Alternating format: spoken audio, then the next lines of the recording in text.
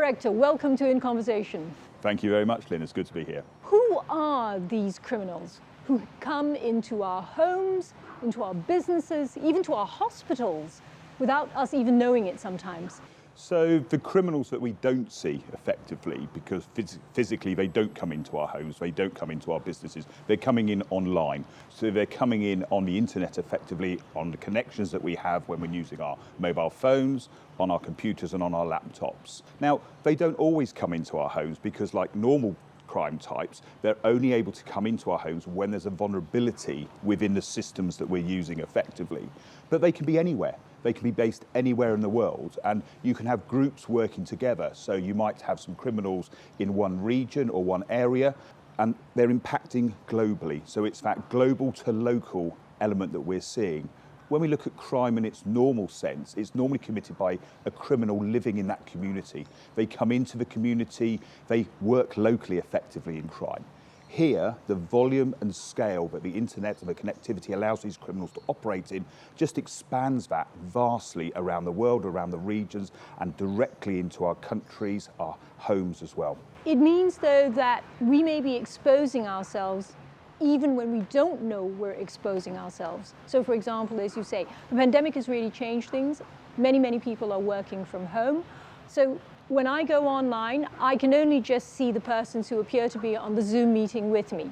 But the truth of the matter is, it's possible, isn't it, that a criminal could be there as well. I just don't see him or her. Exactly, Lynn, and this is what we don't see. It's the unseen side of this.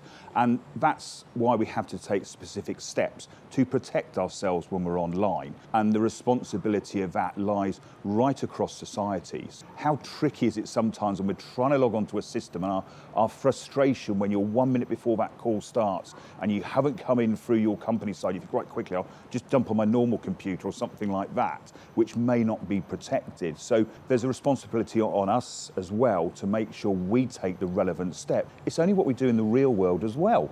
So if you're in a specific area, you may not go there that time of night because you know through your experience that's not a safe place to go into at that time of night effectively. And it's the same online. You know, what systems are you using when you're browsing online as well? You know, do you know that site you're going to is safe? Is it someone that's one's recommended to you? Or have you sort of been steered that way by the criminals we spoke about earlier? Because they will try and steer you towards places where they can then get your personal details potentially, or start accessing your networks as well.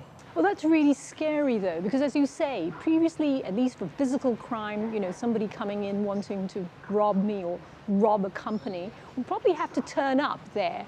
Whereas this person could be sitting thousands of miles away. How do the police, how does Interpol track any of these persons down? So if we just step back a moment and look at the sort of scare factor in this. Crime, we've lived with crime for hundreds of years effectively. Normally, when we look at crime, it's for a number of different reasons. It's normally for a commodity-based type. So it might be for financial gain, it might be drugs, it might be modern human slavery and trafficking or things like that as well. So yes, the coming into our homes, the fear of that invasion, a burglary, you know, you feel violated when someone's been into your home physically and burgled you or broken into your car. We have that connection all the time online. So the vulnerabilities that potentially sit within those networks, as I've said, allow the criminals to come and access our computers. So when we talk about coming into our homes, it might be that they're coming into our laptops, or it might be we have a device connected to the internet, such as a camera. And I know there's a lot of talk about the Internet of Things and the vulnerabilities within that. And that allows the criminals access into our home in a different way. But it's not that physical presence that comes in. Who are they? Where do they come from? So the criminals can be from any background, and it's like any normal criminal, because it's not normal. They start out because there is a need. Now, it might be an interest to start with. So we have a number of cases that I've dealt with over my many years working in cyber, where you have that young individual sat in their bedroom, and they start going online, they start exploring, they start seeing what can they do, what can they access, and there's an interest to start with. So it may not be a criminal intent to start with. They may not actually know they're committing an offence as well. Then you move into the sort of criminals, so they're looking at, well, what's the opportunities here for me to make money? Because a lot of this is the financial motivation in there, and also the scalability. So you can launch one attack thousands of times by the press of one button. And that one attack may only get through 3 or 4 times. But if you get through 3 or 4 times and you're making $10, $100, $1,000, then there's the incentive. Then the criminals look to turn that into a business model. And the use of online technology now has opened up huge opportunities for everybody. It's opened opportunities for us to be able to communicate, to be able to work, be able to shop online. And the criminals use that as well. So they develop different business models. So they first of all look at the different vulnerabilities. So let's take an example here that an email comes into your account. Now you click on that email and it interests you because it comes up with something that you're interested in. It might be about the pandemic, for example, the latest figures in the Asian region. So there's an interest there. So you click on it, you start reading it. There's a link on there. That looks interesting. You click on that link, which then takes you to another browser, another website, or download something onto your computer, and you may not know what you're doing. So the criminal model evolves effectively. You start at the real low level, then you might have 1 or 2 people doing it on their own, and then you have this criminal enterprise and this cybercrime as a service model, or ransomware as a service model, which we hear a lot of talk about this. But this is where you have a number of criminal actors or groups coming together, where they share their skills and their abilities, and it almost becomes franchising effectively. Is it true, though, that they have organized crime, conventional organized crime, is also really using this now? Cyber crimes, where they even hire hackers to go into things? Yeah, absolutely. What we need to look at here is some of the evidence around that supports that sort of theory. Now, one of the things we suffer from in law enforcement is the underreporting of cybercrime in the first instance. So we don't see people reporting the crime that's committed online. Now, as people become more aware of that, as they're impacted from it, that slowly changes. But also, when you're a victim of cybercrime, you may not report it to the police because actually the business, you want to get your business back up online. So the policing law enforcement model is changing globally as well, and the way we operate, because we're not going to be that first responder always now. We're not going to be that 999 call or 111 call effectively within that space. So the criminal model is evolving effectively as well.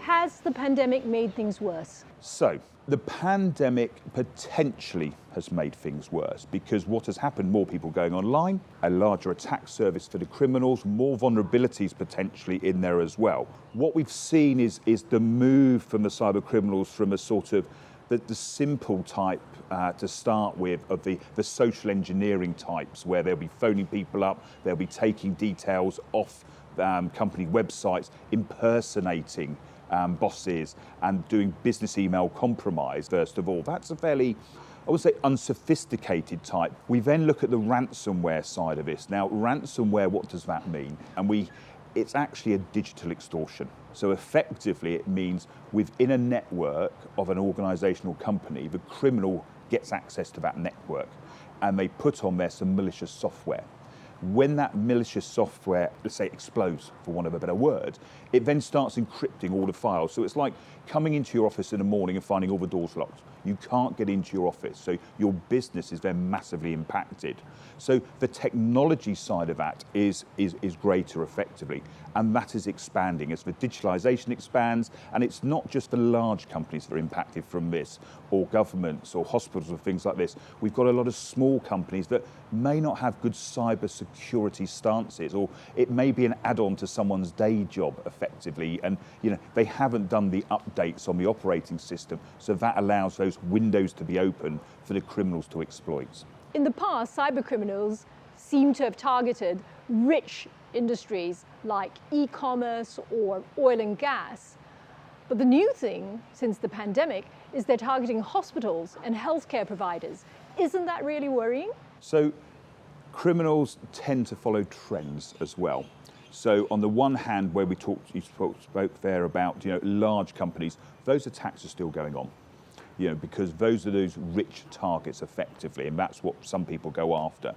Some with less capabilities and are more vulnerable are lower level, lower returns, but again, the sophistication, and I don't like saying criminals are sophisticated, it's more about the tools and techniques they use, so they adapt in that level. When we look at some of the attacks that we've had on healthcare services, again, some of this is because with the pandemic, comes with that health implication as well. So we all feel very vulnerable about our health services. We've seen some hospitals potentially being, overwhelmed by patients coming through the door, not just here in the Ashton region, but also globally effectively. So there is a need and requirement to keep those health services up and running. But you look at the investment, and coming back to your point earlier, is the investment there as we've started becoming more digital? Are our healthcare services using the latest systems? So that's one of the reasons why the cyber criminals are able to attack them. But they do it in a number of different ways. We have the ransomware attacks, which is that sort of quick in, shut the business down effectively and hope for a return. But we also look at those sort of longer term attacks where the data is what they're after. That's the valuable aspect in this, because what they can do is go in and mine that data off the systems and then sell that data on, which allows that criminal system to then flourish further, because the more data and information they have, that gives them more opportunities to either go after the individuals or businesses or other organisations as well. But what about a small chain of clinics that thinks that they should pay the ransom because it's not just about a monetary loss, it's also about possible damage to the health of their patients? Why not pay the ransom? So let's look at two examples here. I think it's probably best. The Irish healthcare service suffered a massive ransomware attack. It took down all of those systems, but also it then impacted onto that chain effectively of healthcare within Ireland. So people couldn't book their appointments. We had clinics being cancelled. We had vital treatment not getting to the patients. So that's a really big impact. Now, they did not pay. They made a decision, and basically they've started rebuilding all their systems and getting themselves online. Now, that was a decision that was made by the Irish healthcare and the government services, and the police and Interpol have worked very closely with them since. When we look at the other side of this, the smaller chains involved in that, yes, they might make a decision to pay, but just because you pay does not mean you're going to get your systems back. It does not mean you're going to be able to unlock everything. Also, it means because you paid once, potentially you're vulnerable to another attack, because the criminals know, we've had this person pay, and actually look at the data we've got here when we've done the attack, because we've also stolen the data. Or they then use that data to then go to other individuals and say, we've got your personal data here. So you look at sort of secondary and tertiary impact of that initial attack effectively. So what you're saying is that don't pay. It may seem like you're helping your business and may even seem like you're helping your patients, but it won't be, not in the long run. In the long run, I'd say no. I think potentially there is more impact. I have heard when COVID started up, some of the criminals said, we're not going to attack the healthcare service because, we feel responsible for the communities. Or I think one of them made a donation to charity after they received their ransomware payments. A bit of social enterprise and social good. At the end of the day, it's not. They're criminals. That's what they are, plain and simple. So in other words, we should not believe when they claim they're doing some kind of Robin Hood thing. Absolutely. They're just being vicious, nasty. Yeah. It is the financial gain. That's what they're interested in, and moving on to the next targets, because once they've dealt with one, there's more and more and more thereafter. But what about small companies? And they constitute the bulk of what we have here in Southeast Asia. Employees less than 50. Are you going to allocate one person just to look after cybercrime? Can they afford it? So this comes down to your business model and how a business operates effectively. So what are the risks you're prepared to expose yourself to? So is it that you want ease of access for your customers to your systems, to your data, to your information, to your products effectively? So that has to be weighed up by the company. Now, there's a lot of free advice out there in the first instance. So a lot of countries now, and Indonesia is a good example, where they've got Get Safe Online. So companies can go to these government recognised websites or sponsored websites. We also have in other countries as well, cybersecurity agencies such as we have in Singapore, and they put a lot of advice out as well. So that's that prevention advice. So go to those things and look. Yeah, go and look in the first instance, but also it's quite a dry subject as well. A CEO or a boss who's an entrepreneur has built their business up from scratch. Don't bother me with the detail, just get on and sort it out effectively. It's sometimes, what is heard as well. What we see, it's a bit like if your house was broken into and you didn't have a burglar alarm.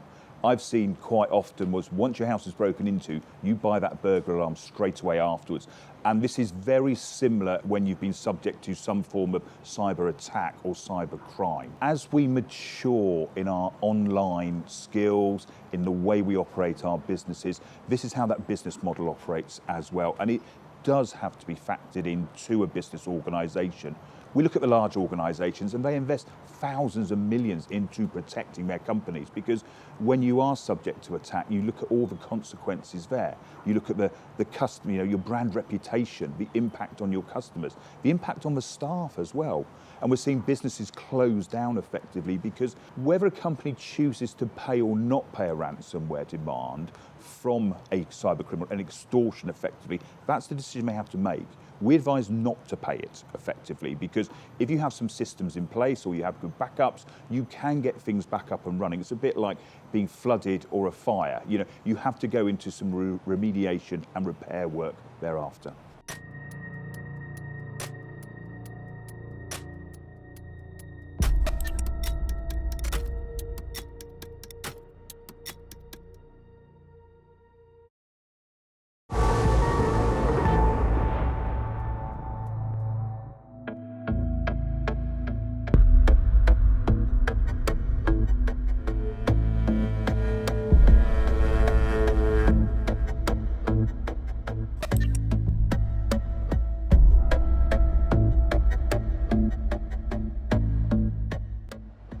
Would everything be better and safe if I just stayed home, didn't buy anything online, don't game, don't watch any form of streaming? Would I then be safe? Wow, what sort of life would that be?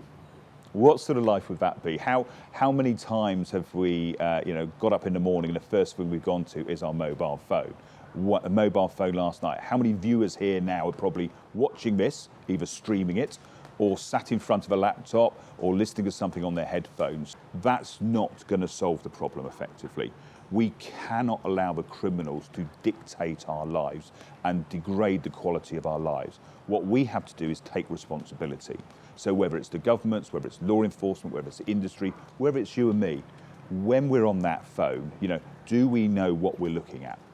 What information are we putting out? What is going out from our phones, from our laptops? We have to take a lot more understanding in the awareness side, the prevention, the security side that we have to have online. But we may not have that knowledge, especially as individuals, and particularly when there are all these warnings about phishing. Don't go onto a website that looks suspicious, but that's the whole point. It doesn't look suspicious to me. It looks like it is that government agency. It looks like it is that shop where I wanted to buy the cake. And exactly, and it's the same when we get the phone calls as well. How many people have had those phone calls recently from the Ministry of Health, urgent updates, and you click on this button, phone this number. We have to look at these things and understand, what are we actually going to do? What site are we clicking on? Why am I clicking on that site? Is it because I'm scared about something, there's a vulnerability, a COVID-19 update, I want to look at it? So the criminals look at that, and that's what they exploit effectively. So the way we use the internet, the way we walk at the streets at night, as I've said, or waiting to cross that road when the traffic lights are on, we need to have that same sort of mindset when we're online effectively.